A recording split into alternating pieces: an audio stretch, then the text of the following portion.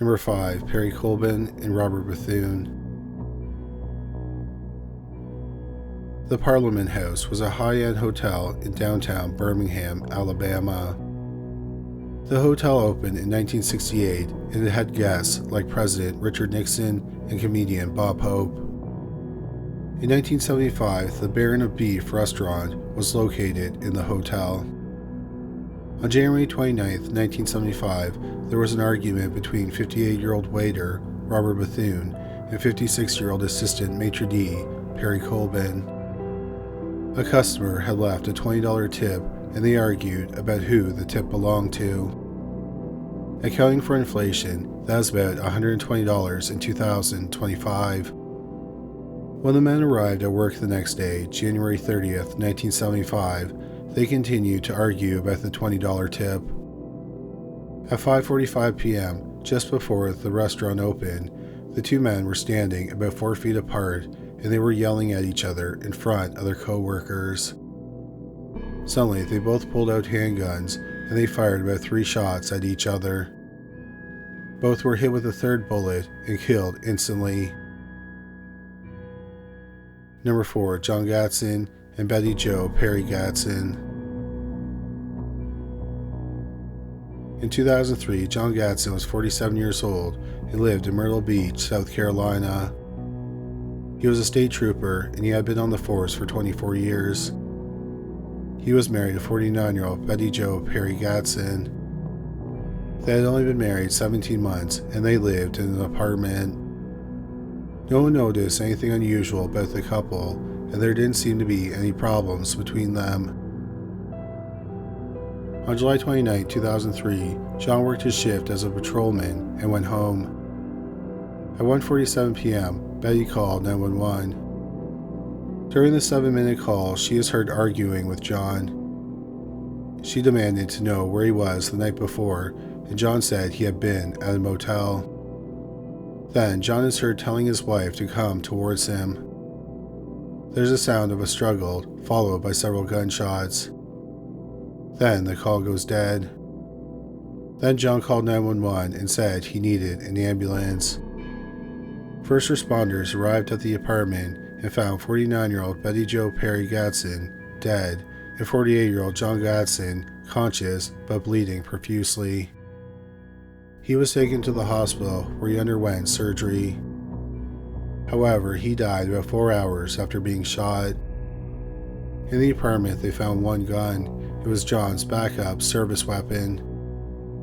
The police determined that Betty grabbed the gun and she shot John 4 times in the torso.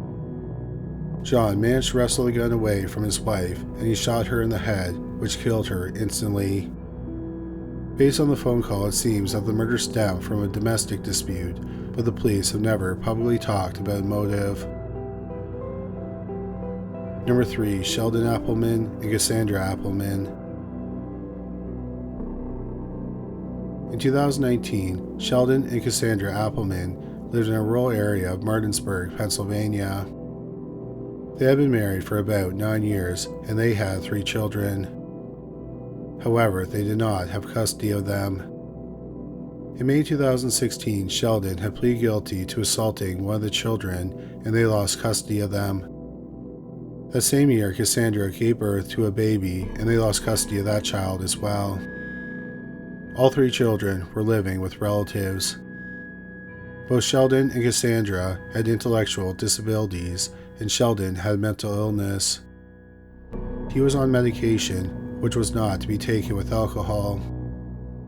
But Sheldon frequently abused alcohol. Because of Sheldon's problems, he had trouble in school and he dropped out in the 10th grade. He also could not hold down a job. The police had also been called to their home several times because of violent fights between Cassandra and Sheldon. On January 21, 2019, one of their neighbors called the police. It had snowed a lot over the previous few days and no one had cleared the snow out at the family's home. The police went to the home and they found the couple dead. They both had been stabbed multiple times with a knife that was found at the scene. Sheldon had been stabbed multiple times in the abdomen. Cassandra was stabbed in the chest and neck area. Initially, it was thought that 49-year-old Sheldon attacked his wife and then turned the knife on himself. However, the pathologist said that the angle of the stab wounds clearly indicated that they were not self-inflicted. The pathologist concluded they had killed each other. Cassandra had the knife and she stabbed Sheldon first. Then Sheldon somehow got the knife away from her, and instead of trying to save himself, or perhaps realizing he was beyond help, he stabbed Cassandra to death. The police do not know the motive or what sparked the deadly fight, because the only people who know that are dead. Number 2. Marlon DeTuncq and Richard Farkas. In July 2003, Marlon DeTuncq was at a low point in his life. Marlon and his wife, Marlene DeTuncq, were separated and she was living with another man. Marlon met Marlene through a personal ad 12 years earlier in 1991. Marlon was 8 years her senior. They were married a month after they met. It was Marlon's second wedding and Marlene's third. At the time, Marlene was a legal secretary and Marlon was a retiree. Marlon had worked for the General Services Administration's Office of Federal Supply and Services. People at his former workplace remembered him because he stood up to supervisors when they wanted him to hire people because of their political affiliation. Marlon was adamant that they had to hire the most qualified person for the position. Marlon and Marlene settled in Smith Mountain Lake, Maryland. After they got married, Marlon's friends and family noticed a change in him. Notably, Marlon wouldn't allow his grandchildren to visit his home. It was supposedly because Marlene was jealous. Marlon also distanced himself from his friends. Marlene liked to spend money, and Marlon, a retiree, was on a fixed income. In early 2003, Marlon realized he was nearly out of money. In April 2003, his mother died. While Marlon was in Michigan for the funeral, Marlene wrote him a letter saying that after 12 years of marriage, she was leaving him. She then started dating 64-year-old Richard Farkas. Richard was a psychiatrist, but he retired after working for 30 years in the New York State Public Schools. However, Marlene didn't stay with Richard, and for several months, she went back and forth between the two men. When Marlene was with Marlon, although he couldn't afford it, he spent money on her. For example, he bought her jewelry. But in mid-July, Marlene was living with Richard Farkas at his home. On July 12, 2003, at 2 a.m., they were in bed. Somehow, 64-year-old Marlon, who was dressed in camouflage, got into their home. He was armed with a .45 caliber semi-automatic pistol. 62-year-old Richard Farkas heard Marlon and told Marlene to get his gun. She handed him his .357 Magnum revolver. What Marlon may not have known is that Richard was a trained marksman and certified firearms instructor. Richard encountered Marlon in the hallway. It's unknown who shot first, but Marlon shot his romantic rival 3 times, once in the arm, once in the leg, and once in the abdomen.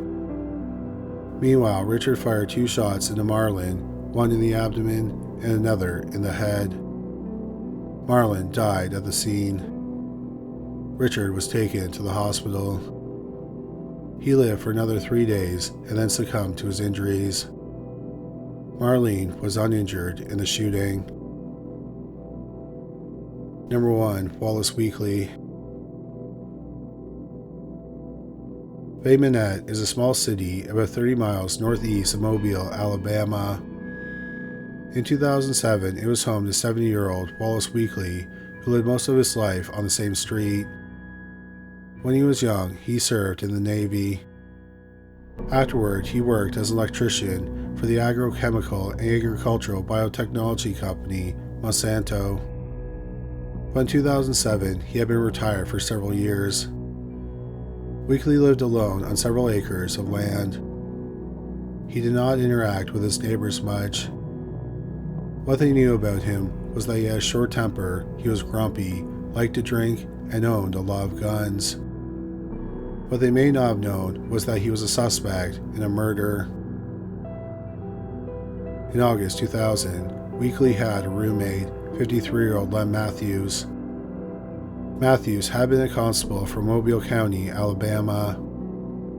A constable is an elected position, and Matthews was tasked with doing things like serving subpoenas and other legal documents. He held the position for 8 years, but he resigned after he was pulled over while driving intoxicated. In 2000, Matthews was working as a process server, and he also ran a car detailing business. On August 25th, Weekley called the police and reported Matthews missing. He said that Matthews left 3 days earlier and he had not seen him since. The day after Weekley reported Matthews missing, his dead body was found by fishermen in the Dias River about 7 miles from Bay Minette. He had been shot in the chest several days earlier. Matthews was fully dressed and his wallet was in one of his pockets. The police suspected Weekley because, by his own admission, he was the last person to see Matthews alive. However, the police never found any evidence that connected him to the murder, so he was never charged. He did remain the only suspect. On March 20th, 2007, Wallace Weekley's sister went to his home and made a disturbing discovery. She found the dead body of her 70-year-old brother in the hallway of his home. About 15 feet away was the dead body of another man. She called the police. The police identified the other man as 51-year-old John Draime. He was a plumber who was separated from his wife. Recently, he had been an on-again, off-again roommate of Weekley. The police determined for several days the two roommates had been arguing. 2 days before the bodies were found, Draime went to the home. He was gathering his stuff and moving out. It's believed the two men argued. Then, in the hallway, 7-year-old Wallace Weekley shot 51-year-old John Draime with a .22 caliber pistol. The bullet pierced Draime's lung and lodged in his spine. Draime almost always carried a 6-inch hunting knife with him. Even though he had a hole in his lung and a bullet in his spine, he got to Wallace and stabbed him 10 times in the neck, chest, and stomach. Draime then moved 15 feet into the living room and attempted to make a phone call, presumably to 911. He managed to get the handset off the receiver, but he didn't call anyone before he died. The police concluded it was a double murder and they closed the case. The murder of Lem Matthews remains officially unsolved, but the police are confident that Wallace Weekley was the killer. Thank you so much for watching today's video. If you enjoyed it, we'd really appreciate it if you subscribed. Also, don't forget to watch our shorts on YouTube, Instagram, and TikTok. Once again, thank you for watching.